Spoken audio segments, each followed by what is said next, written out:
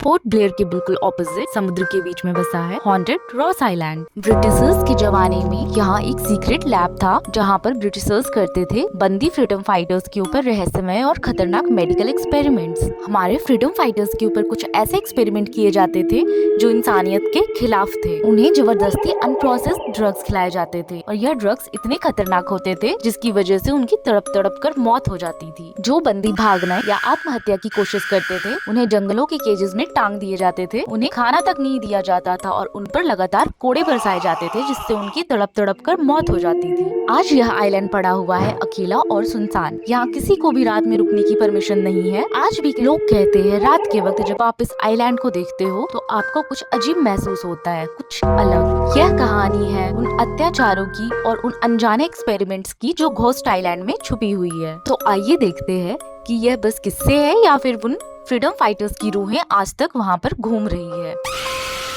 Hi friends, मैं हूँ स्निग्धा साहू और आप देख रहे हैं स्निग्धा द एक्सप्लोरर। आज हम लोग रॉस आइलैंड जा रहे हैं जिसे बहुत लोग हॉन्टेड आइलैंड भी कहते हैं। इस आइलैंड में किसी को भी रात में रुकने की परमिशन नहीं है। इनफैक्ट इस आइलैंड को घूमने के लिए बस आपको 45 मिनट्स का टाइम दिया जाता है। उसके बाद आपकी बोट वहाँ से वापस चली जाती है। तो सुबह सुबह हम लोग पहुँच गए पोर्ट ब्लेयर जेटी पर, जहाँ हमने लिया फेरी रॉस आइलैंड जाने के लिए। इसका प्राइस 370 रुपीज पर पर्सन होता है। अगर आप साथ में नॉर्थ बे आइलैंड भी कवर करना चाहते हो तो combined ticket 750 rupees per person पड़ेगा। रॉस आइलैंड को आज नेताजी सुभाष चंद्र बोस के नाम से जाना जाता है और यह पोर्ट ब्लेयर से 3 किलोमीटर के डिस्टेंस पर है। इनफैक्ट आप पोर्ट ब्लेयर के सी साइड से रॉस आइलैंड को देख सकते हो। एक समय था जब रॉस आइलैंड को द पेरिस ऑफ ईस्ट कहा जाता था, लेकिन आज ये सारी ब्रिटिश कॉलोनियल इंफ्रास्ट्रक्चर रूम्स बन चुकी हैं। काले पानी का सबसे पहला जेल वाइपर आइलैंड में बनाया गया था, जहां अब जाना अलाउड नहीं है। 1858 में अंडमान के काले पानी जेल को रॉस आइलैंड पर शिफ्ट किया गया। ब्रिटिशर्स के अगेंस्ट जो भी आवाज उठाते थे उन्हें काले पानी जेल में बंदी बना दिया जाता था, वो भी अनइमेजिनेबल कंडीशंस में। वहाँ न केवल लीकिंग रूफ थे बल्कि कोई सैनिटेशन की व्यवस्था नहीं थी। लीथल इंसेक्ट बाइट्स का खतरा था और इंडिजिनस ट्राइब्स का फेयर भी था। इनको मजबूर किया गया था कि वो उस ट्रॉपिकल आइलैंड के जंगल को साफ करके एक खूबसूरत शहर बनाए, जहां कमिश्नर के बंगलों से लेकर government office, Italian tiled club से लेकर चर्च तक सब कुछ इन प्रिजनर्स ने अपने हाथों से बनाया था। 1937 में रॉस आइलैंड का जेल बंद कर दिया गया और सभी बंदियों को पोर्ट ब्लेयर के सेलुलर जेल में शिफ्ट कर दिया गया, जिसके बाद रॉस आइलैंड को एडमिनिस्ट्रेटिव हेडक्वार्टर्स बना दिया गया था, जहां से वो पोर्ट ब्लेयर के काला पानी जेल में बंद फ्रीडम फाइटर्स के ऊपर अत्याचार करते थे। जब मैं इस रूइन सिटी के बीच में घूम रही थी तो मुझे ऐसा लगा कि मैं टाइम ट्रैवल करके कॉलोनियल पीरियड में चली जाऊं और यहाँ की ब्यूटी देख पाऊं, पर हूँ तो मैं इंडियन ही, क्या पता ये लोग मुझे भी बंदी बना देते। 1941 में अंडमान में एक बड़ा भूकंप आया था। इसके 9 मंथ बाद 1942 में वर्ल्ड वार 2 के टाइम पे जापानीज फोर्सेज ने रॉस आइलैंड पर कब्जा कर लिया और ब्रिटिशर्स को बंदी बना लिया। लेकिन फिर 1945 में जब वर्ल्ड वार 2 का अंत हुआ तब जापानीज को अंडमान आइलैंड से जाना पड़ा। इसके बाद रॉस आइलैंड पर वापस ब्रिटिशर्स ने रिकैप्चर कर लिया था। जापानीज फोर्सेस ने यहाँ बहुत सारे मिलिट्री स्ट्रक्चर्स बनाए थे जो कि आप आज भी देख सकते हो। रॉस आइलैंड में बहुत सारे जापानीज बंकर्स अभी भी मौजूद है। ये वाला जापानीज बंकर बिल्कुल एंट्री के पास है और आप सबसे पहले यहाँ पर जाकर के देख सकते हो।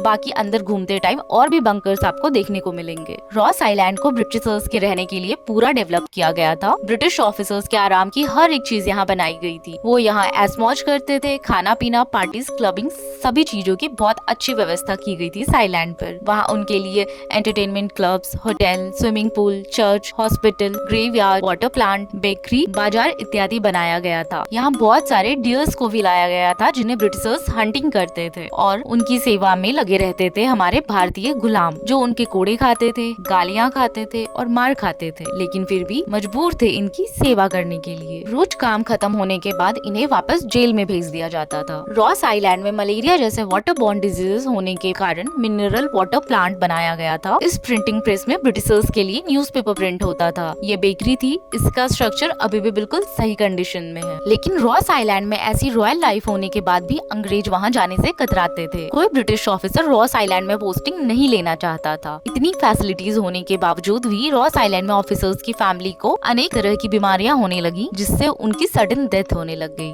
और फिर ऑल ऑफ अ सडन 1945 से 1946 के बीच में रॉस आइलैंड को हमेशा के लिए अबेंडन कर दिया गया, अचानक से बंद कर दिया गया, जिसका एग्जैक्ट रीजन आज तक किसी को भी नहीं पता। इसके बारे में ऑनलाइन रिसर्च करने के बाद भी कोई लॉजिकल रीजन नहीं मिलेगी कि 1946 में आइलैंड को अचानक से बंद क्यों कर दिया गया। अलग अलग वेबसाइट्स पर इसका अलग अलग रीजन मिला। किसी में अर्थक्वेक को इसका रीजन बताया गया, किसी में इंक्रीजिंग वाटर लेवल को, और किसी में जापानीज फोर्सेस को। और आज भी यहाँ रात में किसी को रुकना अलाउड नहीं है। अब नेचर इस जगह को रिक्लेम कर रही है। इस आइलैंड के अधिकांश स्ट्रक्चर के ऊपर पेड़ उग गए हैं और मोटी मोटी जड़ें आ चुकी है। आज रॉस आइलैंड एक प्रसिद्ध टूरिस्ट प्लेस बन गया है, जहाँ बहुत से लोग ब्रिटिश बिल्डिंग्स के रूइंस को देखने आते हैं। रॉस आइलैंड के एक अलग कोने में है the hidden Ferrer beach. Entrance gate से थोड़ा सा वॉक करने के बाद सीढ़ियों से नीचे उतरकर आप इस शांत बीच पर आ सकते हो। यह चर्च के रूइंस के बगल में है। तो दोस्तों, ये थी रॉस आइलैंड की कहानी, एक जगह जहाँ इतिहास के कुछ गहरे राज छिपे हैं। रॉस आइलैंड का सीक्रेट मुझे तो नहीं पता लग पाया। अगर आपको भी इस बारे में कुछ पता है तो कमेंट सेक्शन में जरूर बताएं। अगर आपको यह वीडियो पसंद आया हो तो लाइक करें, शेयर करें और हमारे चैनल को सब्सक्राइब करें। हम मिलते हैं अगले वीडियो में, तब तक के लिए गुड बाय।